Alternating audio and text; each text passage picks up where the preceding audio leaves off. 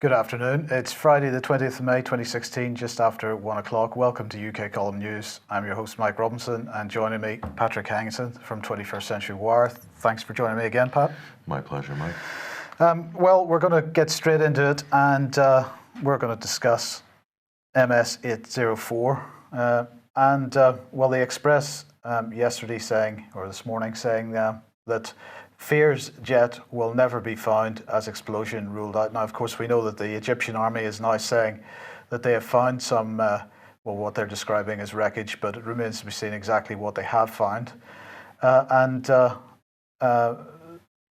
It is the behaviour of this aircraft is a bit unusual. It sort of reminds me of German wings, Pat, with contact not possible with the flight deck, and strange manoeuvres in the sky. Sure. Not only that, it's the exact same aircraft, the Airbus A320, I believe. Same aircraft as the German wings flight. A lot of similarities there, with all the high-tech communications and the amount of fitting and technology that goes into these aircrafts today, more than ever before. I find it quite extraordinary, if not unbelievable, that there can be such a lack of communication, and we can have a commercial airliner disappear in thin air, not once, but twice now so far. I'm sure something will turn up. I mean, the Mediterranean Ocean isn't exactly the Indian Ocean in terms of its size and scale. Quite unbelievable that you could lose a plane in such a small space. This is going to fuel different theories, and it's going to fuel skepticism. But all these planes, Airbus and Boeing, are fitted with, at least according to the patents that we've researched, an uninterruptible autopilot, or what the media often refer to as fly-by-wire technology. Okay, so as this is standard, it's impossible, really in my mind anyway, that anybody could lose contact or lose sight of an airplane, if not lose control of it. And there's also a number of pings that are standard on many systems, at least a half a dozen systems on any modern aircraft. That includes Rolls-Royce engines, live ping status reports going back and forth to the manufacturer, and similar to OnStar technology in automobiles, and also the air conditioning, oxygen systems, just checking performance and with the manufacturers. And just about every made system on the plane has that. So again, it's not just a transponder. There's a number of pings and that can be used to triangulate the location of an airliner in today's world. So we're meant to believe by these media reports that it just vanished into thin air. Quite extraordinary. I find it incredible that any mainstream newspaper suggesting that this aircraft would disappear and never be found, particularly in the Mediterranean. Yeah. You can't even lose an automobile. These days, how can you lose a commercial airliner? Yes, well, I think we'll leave it there for now. Now, we mentioned a couple of days ago Michael Fallon meeting the president of Georgia. He's meeting lots of people at the moment, doing a grand tour. Well, this particular meeting's in London, but he has met his counterpart, the Defence Secretary of Romania, and of course, with further EU military integration. This is yet another example of the diplomacy that's going on behind that. So we've got him meeting his Romanian counterpart. He has praised Mr. Motok over Romania's recent increase in defence spending, because apparently we've all got to be spending 2% on defence within this European Army framework, and within NATO, in fact. They are praising Romania's cooperation with various exercises, including Exercise Sarmas, and we're going to see personnel from 3 rifles working alongside Romanian and US counterparts, and this is part of NATO's assurance measures in Eastern Europe, so no pressure against Russia there. They are also sending personnel to Romania to contribute to Exercise Steadfast Cobalt, which is from April to June, and that's apparently going to validate the NATO Response Force 17 command and control elements. and we've also got Royal Naval cooperation as well, and also RAF Typhoons participating in the Bucharest Air Show. Well, that's less important. We're increasing European military ties, and of course, as we've been pointing out, this isn't going to change even if we leave the European Union following a referendum. I think what we've got here, Mike, is we're one major, potentially one major crisis away, one major military incident away, one terrorist attack or migrant incident away from the hard call publicly to help galvanize the security of Europe under a new EU army. And I know a lot of pundits might have poo-pooed this 6 months ago, but we've been researching this for a very long time, and we have seen that all the signs and everything seems to be congealing towards this conclusion of an EU army, essentially, not just to protect the borders of Europe, but in my mind, Mike, my opinion, this is to keep Europe together by establishing this force. This literally is the cement that holds Europe together in the face of any referendums or any political activity to create a union of security. This is effectively the mission of an EU defense force. Absolutely, that's absolutely right. And as we pointed out in recent weeks, senior military sources telling us that the EU military command and control structures are in place and can be activated within 24 hours already. They're at that point where within 24 hours they can have the whole lot switched on. Yeah, see, NATO is a damaged brand. It's redundant in so many ways, and so it's just ripe to be replaced by something. Yes. But also, you have to look at the defense manufacturing sector. Britain will play a central role in the manufacturing, the distribution of various systems through our main contractors here to all of these clients, essentially. Yep. So France and Britain and Germany would be the leading defense contractor nations, but would have a near monopoly actually on all defense contracting, and that's going out to every EU country. So and the more the merrier, Mike. The more EU countries you have, the more clients for this commercial sector. And that is probably what Fallon's meetings with all these various people are about.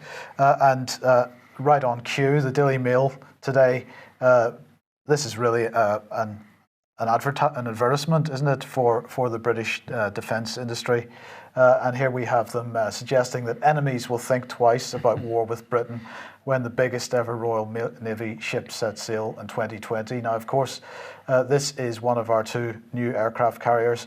It demonstrates that we still have a manufacturing capability in this country. It's rapidly being lost, but it's unfortunate that we choose to be manufacturing death and destruction rather than something productive. Nonetheless, we still have an engineering and manufacturing capability. It's also unfortunate, perhaps, that the aircraft that are going to be flying from this, if they ever fly, is the F-35B. B stands for boondoggle. Right. Right? Yeah. F-35B. Yes. So I think you're absolutely right in your comments, and this article really reinforces that. I think another thing is to invest so much in naval power. It's a bit of a misnomer today in so many ways, or anachronism, whatever you want to call it, anathema. But to park a ship off of a country's coast who has an S-300 or an S-400 or a Sunburn missile system, naval power is purely for projection now. It doesn't really have much use in real military terms in the 21st century, like air power does, and like other smart power, for instance, as well. So again, it's just for show, high-ticket item, very impressive at the arms show. Yeah. Yes. Well, speaking of NATO, there was a NATO ministers meeting yesterday, and it's continuing today actually, and they are in fact talking about the relationship between NATO and the European Union and the EU army. So they're saying that they're going to continue to cooperate with the EU on hybrid threats and on migration. They're going to cooperate so Jens Stoltenberg said, I foresee a joint statement on NATO-EU relations. It will identify key areas for expanding our cooperation, including fighting hybrid and cyber threats, supporting our partners in defence capacity building, and increasing maritime security. So this is before the foreign ministers' meeting on cooperation with the European Union. He went on to say that NATO and the EU share 22 member states, and more than 90% of the EU population live in a NATO country. And he said we both work together we both work better when we work together. He said our policy is clear. The two pillars of our engagement with Russia are defence and dialogue. So this is a bit like the IRA, isn't it, where they had a political wing and a military wing. So he's saying that NATO's attitude here is to have a two-pillar approach: defence and dialogue. It's the same model. Especially in times of tension, it is important to keep lines of dialogue open and seek more transparency. Well, they're talking about fighting hybrid wars, but if you really look at what's happening in the world, especially in the Middle East, Europe is waging hybrid warfare. Weapons of mass migration, which are a direct result of NATO or US-led coalition, effectively NATO foreign policy. And fighting proxy wars, funding and arming guerrilla factions on the ground, which we'll talk about in the next segment. Yes. Right. Well, let's move on to Israel, because not all is well there. And this is Moshe Yaalon, who was the defense minister until yesterday, I think. And he has made a pretty scathing attack on Benjamin Netanyahu. He has said that, well, as you can see, it's to his great sorrow that extremist and dangerous parties have taken over Israel and the Likud party and are shaking the foundations and threatening to hurt its residents. He said, sadly, senior politicians in the country have chosen the way of incitement and segregation between parts of Israeli society instead of unifying it and bringing it together. It is unbearable to me that we will be divided among us out of cynicism and lust for control, and I expressed my opinion on the matter more than once out of honest concern for the future of society in Israel and the future of next generations. So his resignation is just ahead of negotiations between Netanyahu and the Yisrael Beitenu, I do apologize for my pronunciation of that party leader, Avigdor Lieberman. So there is Mr. Lieberman, and as Ynet here is pointing out, they're hoping to have those negotiations complete by today, and this will mean that Lieberman's party will be brought into the coalition, and clearly Mr. Yaalon wasn't terribly happy about this. So they're hoping to have those negotiations finished today. But you published an article not so long ago on Lieberman. He doesn't seem to be a terribly nice guy. No, I would say I would class Lieberman as an extremist. And in this article, in this story, which we published in 2015, I think last spring, he threatened all of the Arab Israelis. There are a certain percentage of the population in Jerusalem that have Arabs with an Israeli passport. In other words, they're fallen inside Israeli borders. And Lieberman's saying if they don't, basically swear allegiance to Tel Aviv and vote and act the right way in terms of the representation in government and so forth, they should be beheaded. Behead all the Arabs if they don't behave, basically. This is essentially what he said.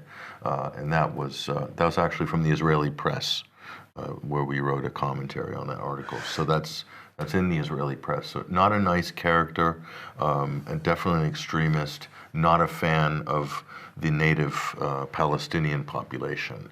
Would like to see them, disappear or move on somewhere. So that's kind of a disturbing development that he would be in line for such a high position. Yes. In the Israeli government. Yes. So. Okay, we watch that with interest. And in the meantime, the United Nations suggesting or saying that the credibility of the next round of Syrian peace talks is at risk without a renewed truce and access for humanitarian aid. What are your thoughts on this type of rhetoric out of the United Nations? I've commented extensively on this for a long time. I've always seen the ceasefire plan in Syria as a two-level thing where you've got the diplomats in Geneva and places like this, or at the UN, who are doing real diplomacy, or trying anyway. In the case of John Kerry, pretending to be trying. But what they're really doing as far as the US goes and its allies, they're using the ceasefire to buy time. to reestablish the rat lines for their proxy armies on the ground, be they al-Nusra or in the case of Ahrar al-Sham, and all these terrorist groups, the Islamic Front type groups. Army of Conquest, I think, is one of the umbrella organizations there. But they still deny that Ahrar al-Sham is a terrorist organization? Correct. So this is this policy of commingling terrorist groups and saying that these are terrorists, admitting that al-Nusra is a terrorist. By the way, that's the most dominant group in numbers in Syria, more than ISIS. So a little news flash to the mainstream media. This outnumbers ISIS fighters. So if you're in America or you're in Europe and you think ISIS is the biggest, baddest terrorist group in Syria, it's not. This has been overinflated by the media in order to create a kind of paper tiger. So what's happening on the ground is totally different. And al-Nusra absolutely a Saudi creation? Yes, yeah, from the beginning. You can go ahead and research that and clearly see that. But what the U.S. are doing, the State Department are using, so in effect they're saying Ahrar al-Sham is not a terrorist group, or we're not sure if they're a terrorist group, but al-Nusra is, but they're side by side, so this should be a no bombing zone or a ceasefire zone, because we might hit the good terrorists and maybe, but when we're trying to hit the bad terrorists. So they're using terrorists as human shields. The State Department is using terrorists as human shields to protect other terrorists. If you want to boil it down, that's exactly what's happening. So this is kind of a sleight of hand being played by the State Department, but a lot of people see right through it. And I don't think they'll be able to hold that facade up for very long. This is just like another Band-Aid measure on a failing ground game in Syria. Well, the UN saying, obviously, we're in a clear hurry to start reintroducing the next round of inter-Syrian talks. But the message is clear: if we don't have the atmosphere conducive for increasing the cessation of hostilities and a substantial improvement on humanitarian access, then the credibility of the next round of talks will be in question. And again, there's the humanitarian, throwing the humanitarian card out. Yeah. And by backing these terrorist groups or protecting them or giving them some sort of air of legitimacy, which the U.S. and its allies are doing, they're prolonging the humanitarian disaster. They're expanding the humanitarian disaster. The blood is on their hands for any subsequent deaths. They could have wiped out ISIS. They could wipe out this terrorist cancer in Syria in a matter of weeks. And this could have been done 18 months ago. Yeah. But instead, because of this diplomacy or this facade of diplomacy, it's allowed to continue. And it will continue for years to come if they maintain these policies. Right, political correctness in the EU. Now, we wanted to highlight this article on 21st Century War because it's written by Branko Malic. He's a real find. Branko is a writer from Europe, based in Croatia, but he has incredible insights in terms of globalism and the idea of the language of sustainability, as he called it in many interviews, and also has a great idea of knowledge in NGOs, how they're managed and what their roles are. This is a very interesting story here. So we have the European statute, or the European Commission, I believe, on tolerance and reconciliation. Yeah. And the chairman of this is none other than Tony Blair. So it's good that Tony is back in gainful employment, that he's heading the European Commission on Tolerance and Reconciliation. The Palestinians are baffled when they announced this. They couldn't believe it. They said, why have they put Tony Blair in charge of the Reconciliation European Committee? But what they've done is they've drafted a model for a European statute for the promotion of human rights. And included in this is this idea of tolerance. Okay, so what it is essentially is just trying to protect groups and anybody, and to legislate tolerance. So this is really legislating thought in many ways. Yes. When you boil down to it, and so you can't slander groups, and who knows who could be included in this group. And I find it amazing. We'll look at this fantastic image here. So this is what really kicked off this initiative, or gave it the the PR boost that it required, the Charlie Hebdo Yeah. attacks in January 2015. And so there was this call, European-wide call for tolerance. And of course, you can see the cast of characters here. You've got monarchs, you've got despots, you've got people there who are guilty and wanted for war crimes in some cases. They're all there alongside Europe's elite. And so, Jordan, for instance, you've got the King of Jordan and Queen Rania there. Jordan ranks 153rd out of 180 in terms of press freedom. Then you also have the Ukraine, Petro Poroshenko, I think he might have been in there somewhere. They routinely arrest journalists, imprison them, disappear them in some cases. You've got Saudi ambassadors there in that crowd. This is a client of Europe, or Europe's a client of Saudi, I'm not sure. Bahrain, the Gabon, all these, Benjamin Netanyahu. We don't need to say much about him that people who watch the show probably aren't already familiar with, but suffice to say, this is who Europe does business with. Yes. And so what they do is do business with some of the worst people in the international community, and at home are trying to legislate thought crime and groupthink, which is essentially what this is. So this is prescribing a good thought and how we should view groups. So I wonder if Ukraine is absorbed into the EU, will the neo-Nazis be protected? Should we be tolerant for the street thugs in Kiev, or should we be tolerant towards ISIS? Should we be more sensitive towards the needs of ISIS?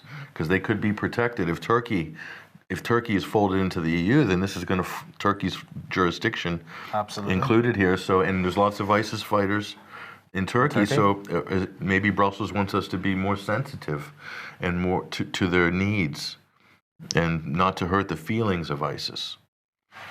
Because after all, what are they? Maybe they need a hug. Maybe they need a hug. I didn't bring my hoodie today. Next time. Yeah. Okay, let's move on. TTIP. TTIP campaigners applaud Tory Eurosceptics for joining Jeremy Corbyn in opposing the trade deal. So what's this about? It's basically hands off the NHS. The campaigners are saying the NHS and all our public services must be protected from TTIP. To do this, we must reject all of this secret deal. Well, this is laudable. They're saying that campaign groups and unions have applauded Tory Eurosceptics for uniting with Jeremy Corbyn in an attempt to derail TTIP. Well, it turns out that in fact that has been quite successful, because the government has recognised that if Tory Eurosceptics and Corbyn's team get together, that they would be defeated. So the government spokesperson has said today, as we said all along, there will be no threat to the NHS from TTIP. So if the amendment is selected, we will accept it. So they have caved in on that one. But the campaign in general, I was a little uncomfortable with, and people shouldn't take this as too much of a criticism, because of course we should be campaigning against TTIP. But I felt that it does two things. First of all, it doesn't highlight the fact that the NHS is being privatised. It has largely been privatised, and that what's left of the NHS is equivalent to the bad bank in the good bank, bad bank scenario that we got after 2008. So all the juicy low-hanging fruit has all been sold off or sent out to private corporations, and the rest is what's being left. So as a result, the deficits in England's NHS health trusts for 2015-16 have totaled £2.4 billion, and it was £0.8 billion in 2014-15. So the deficits within the NHS getting worse by the day, while more and more private companies move in and start feeding off the good parts of the NHS.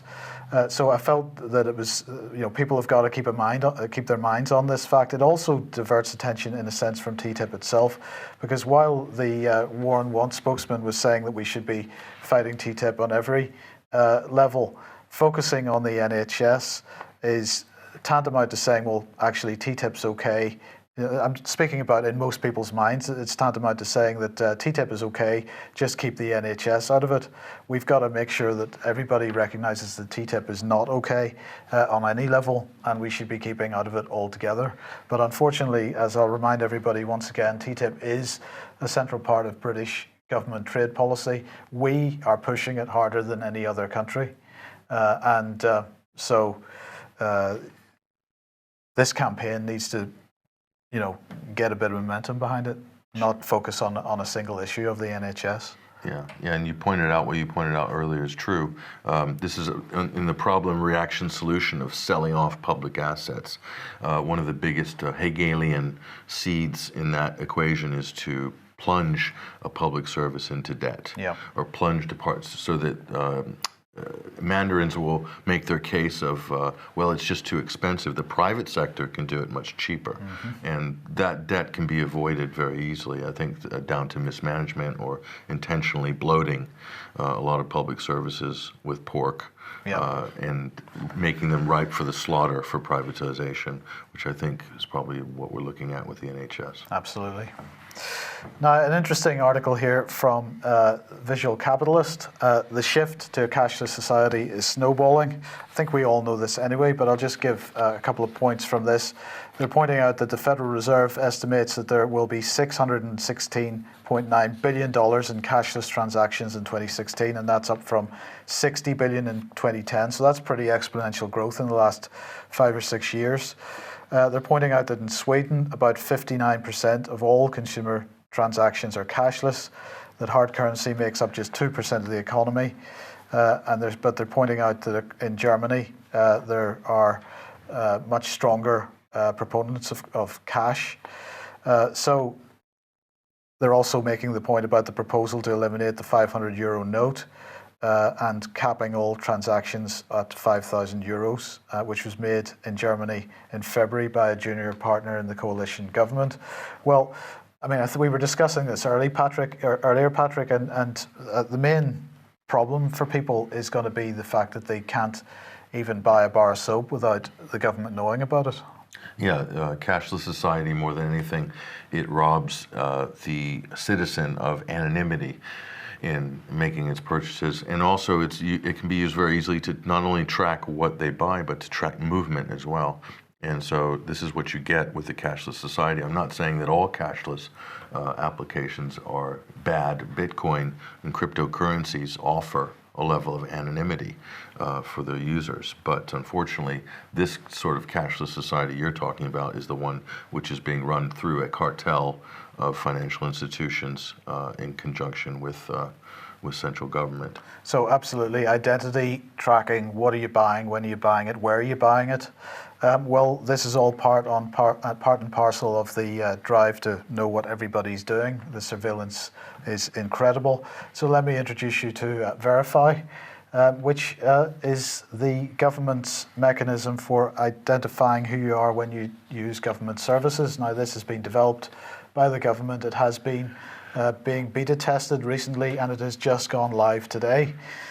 So the way that it works is that you set up an account with a verified provider, and that is certified company, as they're being called. So here are a list of typical uses that you can access via Verify. HMRC, of course, Department of Work and Pensions, so state pension is going to be attached to it, universal credit going to be attached to it. There's going to be no option to access these types of services. So if you're on some kind of benefit, you must access it this way. You're effectively forced into this.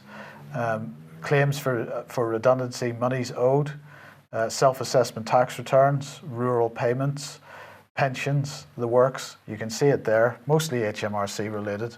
And these are the list of certified companies that you have to identify via. So you are not being identified directly with the government. You must identify yourself to one of these organizations, and then it is these organizations that act as gateways to the government services. So government is sharing data with the likes of Experian and Verizon and Royal Mail and we are the guinea pigs in the middle, it seems.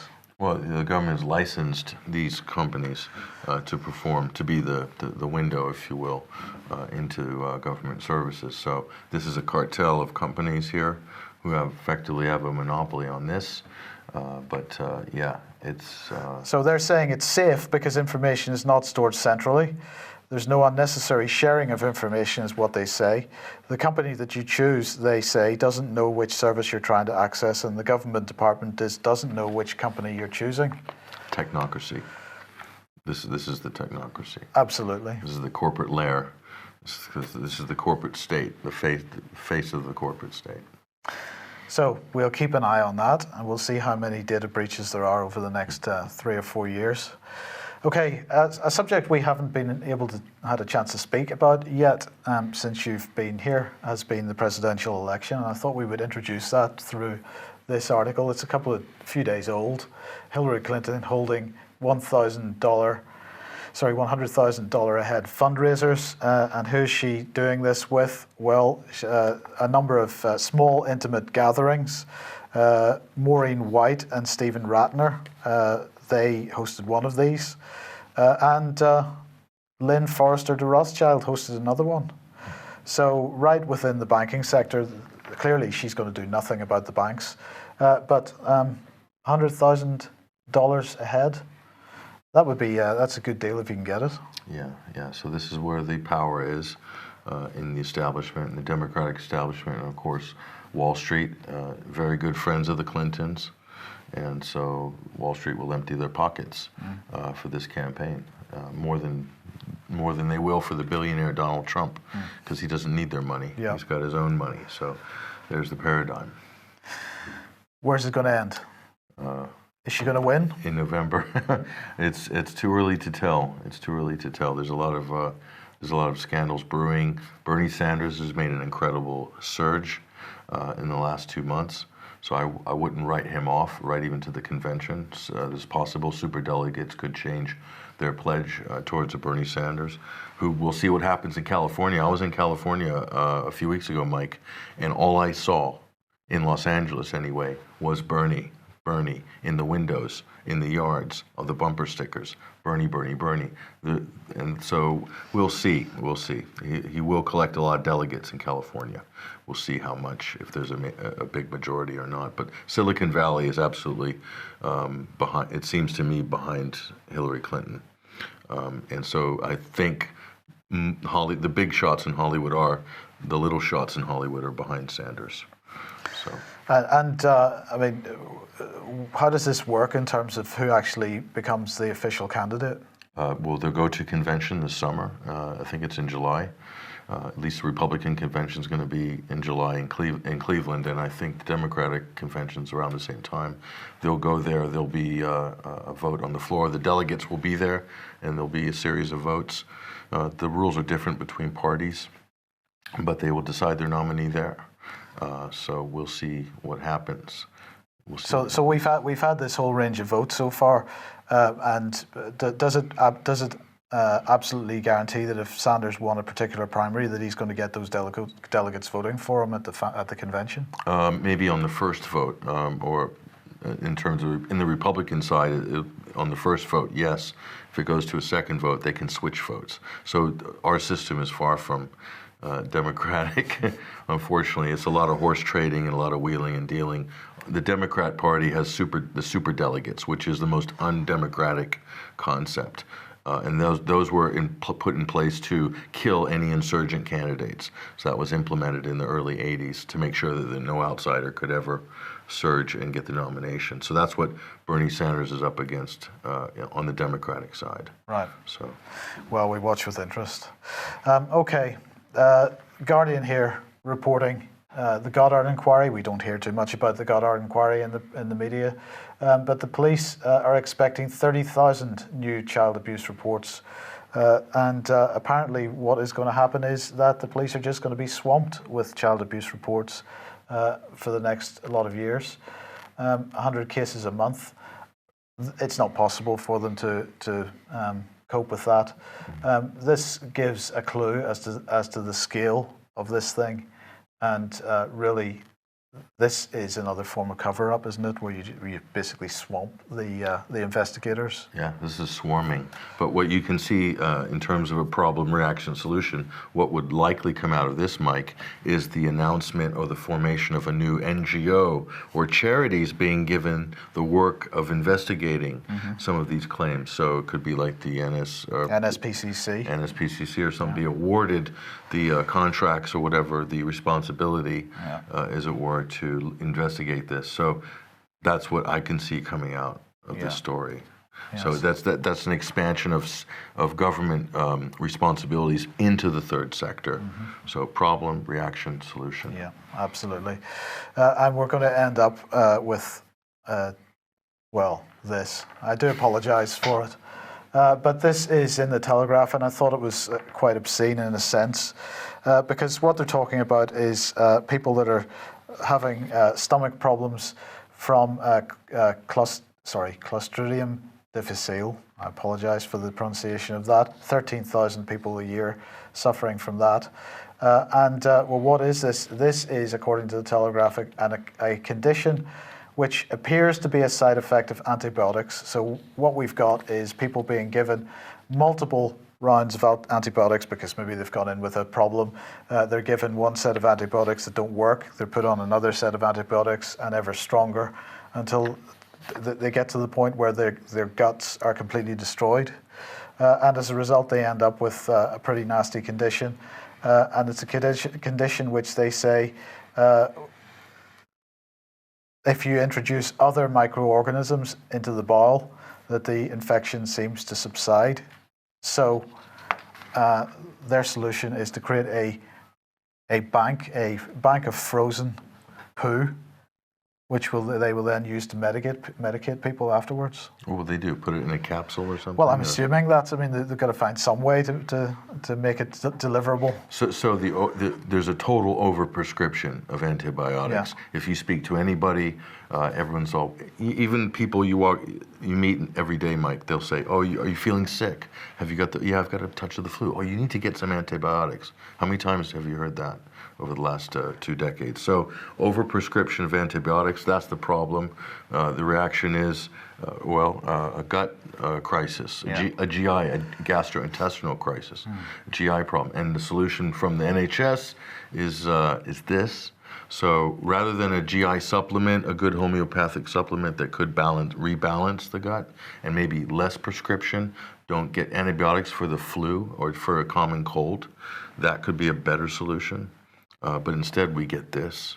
It does occur to me that I forgot to check whether it said April the 1st on the date of this article. I'm pretty sure it didn't, but okay. But you know, it does have that sort of air about it. It's an unusual solution to a problem which we've created for ourselves. Yeah. Somebody's making fun, I think. Interesting.